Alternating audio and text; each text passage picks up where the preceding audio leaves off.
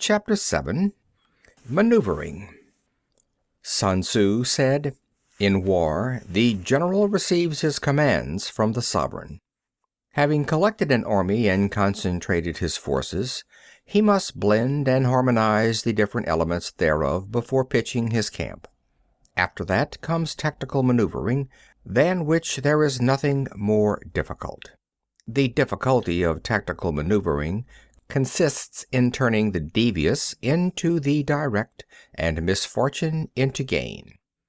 Thus, to take a long and circuitous route, after enticing the enemy out of the way, and those starting after him, to contrive to reach the goal before him, shows knowledge of the artifice of deviation. Maneuvering with an army is advantageous, with an undisciplined multitude most dangerous. If you set a fully equipped army in march in order to snatch an advantage, the chances are that you will be too late. On the other hand, to detach a flying column for the purpose involves the sacrifice of its baggage and stores. Thus, if you order your men to roll up their buff coats and make forced marches without halting day or night, covering double the usual distance at a stretch, doing 100 li in order to wrest an advantage, the leaders of all your 3 divisions will fall into the hands of the enemy. The stronger men will be in front, the jaded ones will fall behind, and on this plan only 1/10 of your army will reach its destination. If you march 50 li in order to outmaneuver the enemy, you will lose the leader of your first division, and only half your force will reach the goal. If you march 30 li with the same object, 2/3 of your army will arrive. We will take it then that an army without its baggage train is lost. Without provisions, it is lost. Without bases of supply, it is lost. We cannot enter into alliances until we are acquainted with the designs of our neighbors. We are not fit to lead an army on the march unless we are familiar with the face of the country, its mountains and forests, its pitfalls and precipices, its marshes and swamps. We shall be unable to turn natural advantage to account unless we make use of local guides. In war, practice dissimulation and you will succeed. Whether to concentrate or to divide your troops must be decided by circumstances. Let your rapidity be that of the wind, your compactness that of the forest. In raiding and plundering be like fire, in immovability like a mountain. Let your plans be dark and impenetrable as night, and when you move, fall like a thunderbolt. When you plunder a countryside, let the spoil be divided amongst your men. When you capture new territory, cut it up into allotments for the benefit of the soldiery. Ponder and deliberate before you make a move.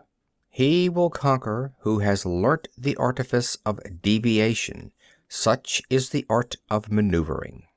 The Book of Army Management says, "On the field of battle the spoken word does not carry far enough, hence the institution of gongs and drums.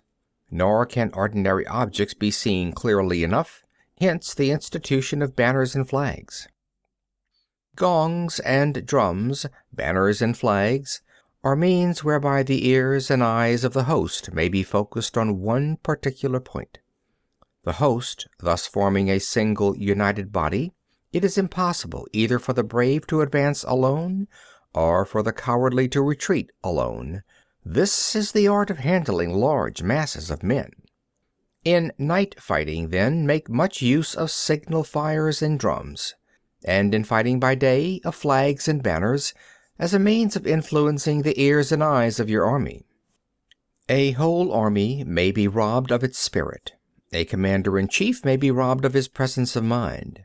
Now, a soldier's spirit is keenest in the morning.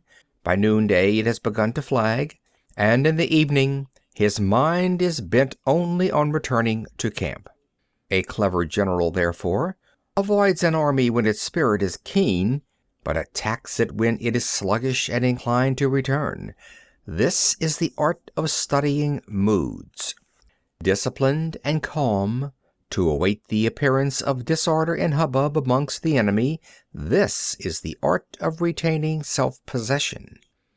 To be near the goal while the enemy is still far from it.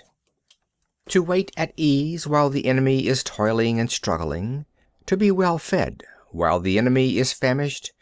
This is the art of husbanding one's strength. To refrain from intercepting an enemy whose banners are in perfect order. To refrain from attacking an army drawn up in calm and confident array.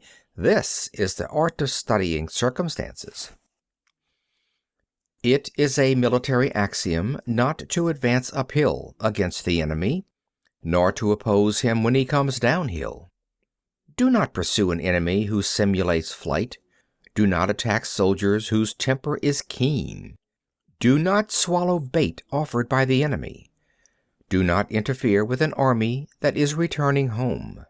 When you surround an army, leave an outlet free. Do not press a desperate foe too hard. Such is the art of warfare. End of chapter 7.